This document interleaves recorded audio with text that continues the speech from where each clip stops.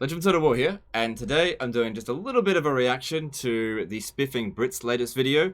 Now, I definitely want to say it's a great video. If you don't know who the Spiffing Brit is, then you've been living under a rock. You should definitely check out this video. It's a very entertaining video. I quite like it. Give it thumbs up.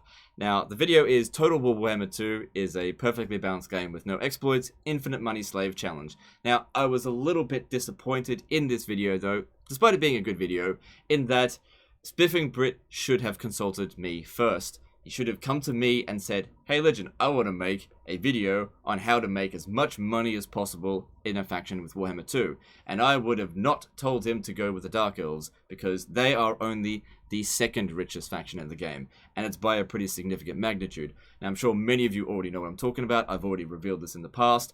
But it's not super well known, especially with people who are probably a little bit more casual with the game.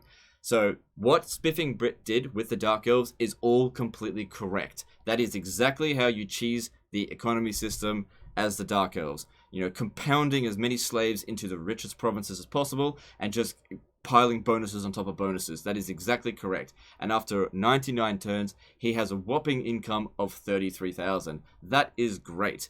Unfortunately, it is completely dwarfed by the High Elves, which makes this number here seem completely insignificant. And if he had if you had asked me first, I would have said, dude, do the High Elves. It's easier. You'll spend less time on it. They're an easier faction, and you'll make more money. It'll look better.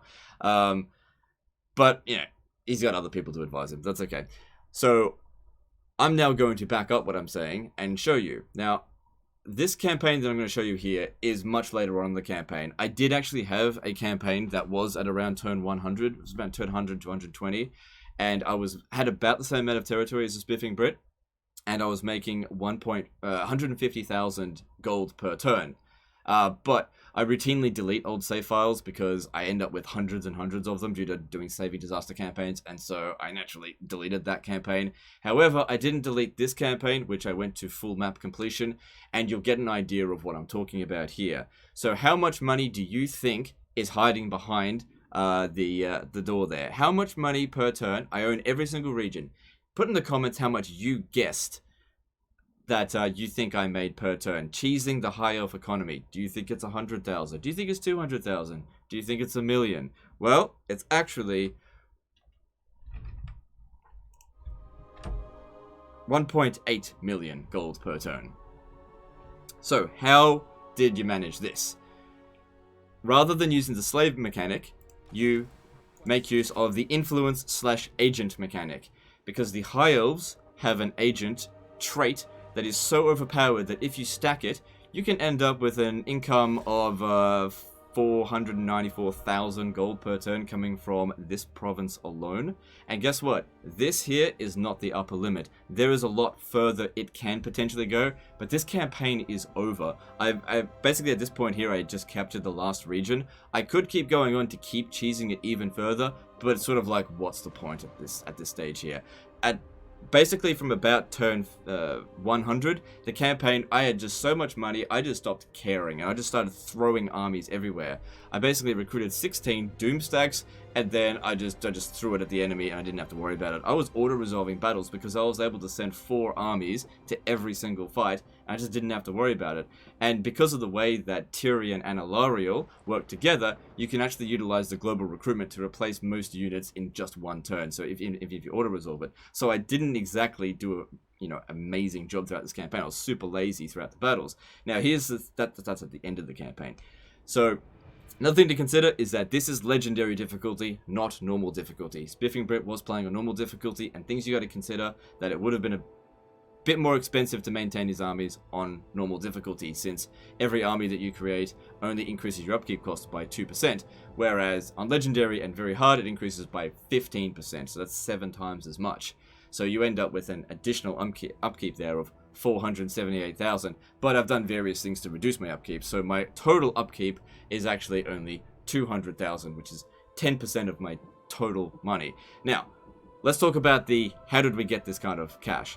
So first thing you want to do is you need to start getting your settlements to tier 4, and you want to be building Tower of Mages, because at tier 4 you increase your capacity for mages, you increase your capacity for handmaidens, and also for nobles.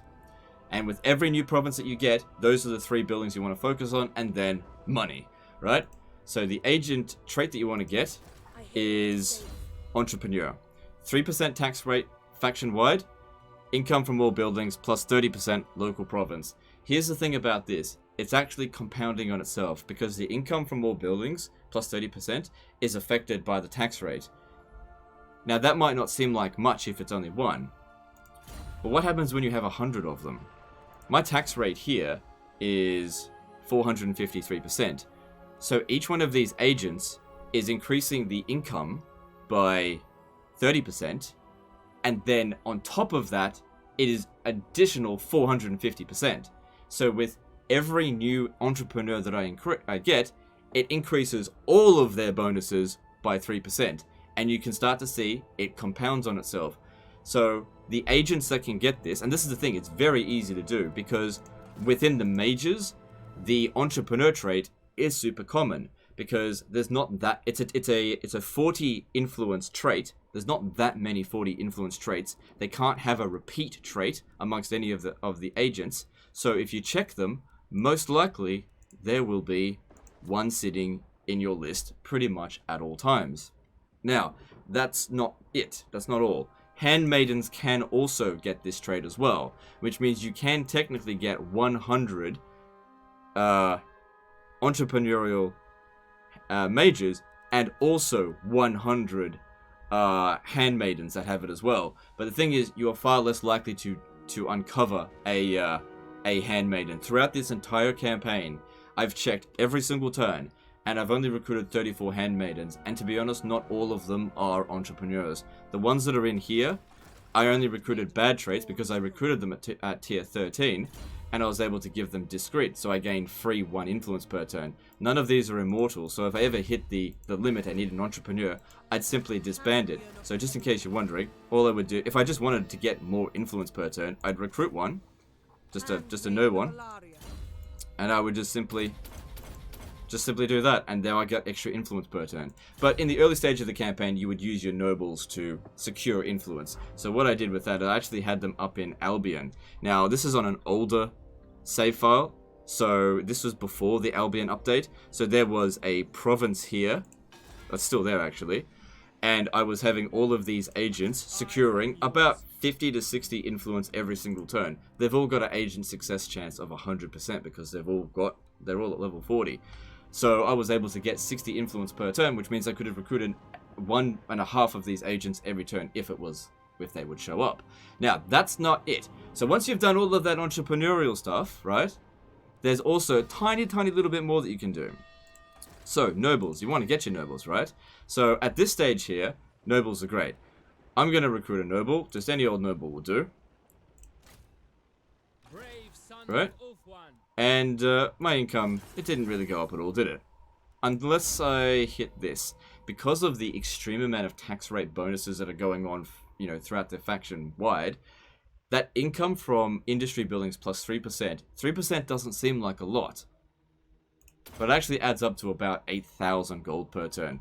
That there pays for half, game's freezing a little bit, pays for 60% of Tyrion's entire army.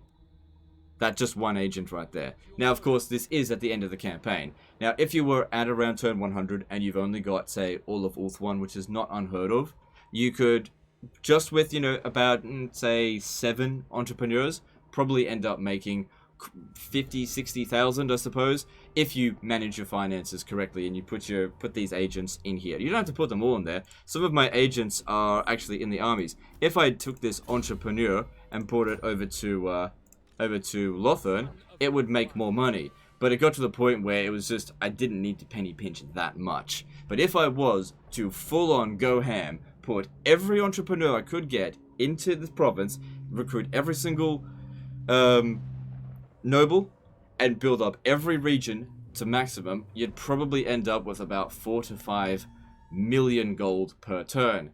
And I would wager that it is not possible for you to get that kind of income as the Dark Elves under any circumstance without modifying. Because the problem with the Dark Elves is that their economy is based on decay.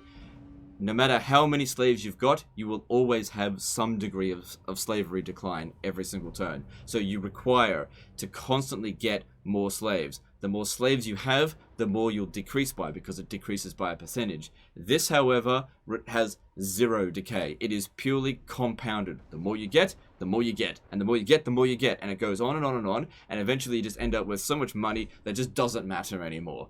And that's why the Spiffing Brit should have covered the High Elves instead, because they are far more ridiculously richer, and it's a way easier campaign, so he probably could have done it in a lot less time as well. So next time, Spiffing Brit, you're wanting to find some cheese in Total War Warhammer, come to the Cheese Master. I'm happy to tell you, because I don't really want to make these kind of videos. Anyway, that's the end of this one. Hope you've enjoyed it. Don't forget to check out the Spiffing Brits video, because there were so many people commenting about it in my live stream. I just thought I'd do it. It's a very good video. It will showcase the best way how to manage the Dark Elf economy, but the High Elf economy absolutely dwarfs them. They are so much richer than them. There is actually one faction that is potentially richer than the High Elves. However, the effort that you have to go into it, it doesn't make sense. Basically, if you use the Skaven, recruit warlords and recruit them at rank 13 or higher, you can put 2 points into Ravenous Expansion or something, which gives 40% extra income from all settlement buildings faction-wide, and then you can just disband it and recruit another one the next turn, and so on and so forth. The thing is, even if you own all of the regions, you're only going to increase your income by a few thousand every single time you do it, and it's just going to be really time-consuming to do it. But it is possible to get even more money with the Skaven, but you'd have to spend a lot of time doing it. So it's a lot easier with the High Elves. Anyway, that's the end of this video. Hope you've enjoyed it, and I'll see you next time, fuckers.